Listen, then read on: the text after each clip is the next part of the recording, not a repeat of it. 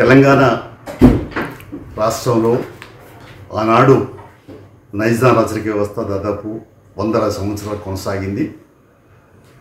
అప్పుడు భూస్వామ్య వ్యవస్థ ఉండేది. ప్రజాస్వామ్యం ఏర్పడిన తర్వాత సర్వే నెంబర్ వారుగా సమగ్ర సర్వే ఇప్పటికీ చేపట్టబడలేదు.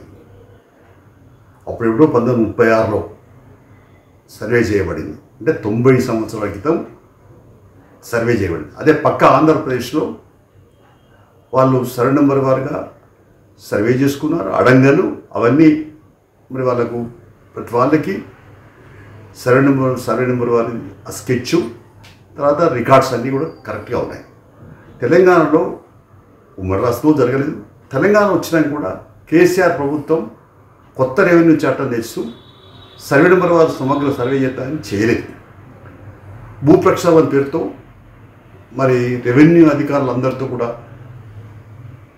అసలు సర్వే చేయకుండా హద్దులు పెట్టకుండా హద్దులలో ఎప్పుడు పోయినటువంటి వాటికి అడ్డగోలుగా రికార్డులను మళ్ళీ ప్రక్షాళన పేరుతో ఇష్టారీత్యా అవినీతికి పాల్పడుతూ మళ్ళీ తప్పుడుగా మారిపోయింది. కేసీఆర్ గారే మళ్ళీ ఆ రెవెన్యూ అధికారులు అవినీతి పరులైనని ఆయనే చెప్పినాడు. మొదట్లో మెచ్చుకున్నాడు, తర్వాత మళ్ళీ పూర్తిగా విమర్శించాడు. ఇప్పుడేమో కొత్త ప్రభుత్వం ఏర్పడింది. తెలంగాణ ఆకాంక్షలు నెరవేరుస్తామని అందులో మరి నేడు ముఖ్యమంత్రిగా ఉన్న రేవంత్ రెడ్డి గారు అనేక సందర్భాలు చెప్పారు. ఇవాళ భూమికి సంబంధించి పూర్తిగా ప్రక్షాళన జరగాలంటే సర్వే నెంబర్ వారిగా సమగ్ర సర్వే చేపట్టాలి. ధరణి పోర్టల్లో ఉన్నటువంటి అనేక లొసుగులను తొలగించాలి. మరోవైపు ఏదైతుందో ఇవాళ ఈ ప్రభుత్వంలో ధరణి పోర్టల్లో కొన్ని మిస్సింగ్ సర్వే నెంబర్లు ఉన్నాయి, అనేక లోపాలు ఉన్నాయి. దాంతో చాలామంది రైతులకు సన్నకారు చిన్నకారు ఎస్సీ బీసీ పేదవాళ్ళకే రైతు బంధు అందట్లేదు. కొంతమందికి రైతు బీమా కూడా అందట్లేదు. చనిపోయినా కూడా వాళ్ళు పాపం నిరాశ నిష్ఠుల్లో ఉన్నారు. ఇంకోవైపున ఏదైతుందో కాస్కార్ కాన ఈ ప్రభుత్వం తీసేసింది. కౌలుదారు చట్టం ఉన్నప్పటికీ దాన్ని పూర్తిగా రద్దు చేసింది. అందుకని వీటన్నిటిపైన లోతుగా అధ్యయనం చేయాల్సిన అవసరం ఉంది.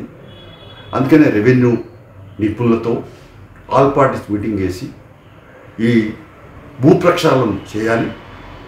తర్వాత స్పాట్లో అంటే కొన్ని చోట్ల ఈ టీఆర్ఎస్ ప్రభుత్వంలో గుట్టలు కూడా పట్టాలు ఇచ్చినారు. తర్వాత కొన్ని చోట్ల ప్రభుత్వ భూములు పట్టాలు ఇవ్వబడ్డాయి, అక్రమంగా ఇవ్వబడ్డాయి.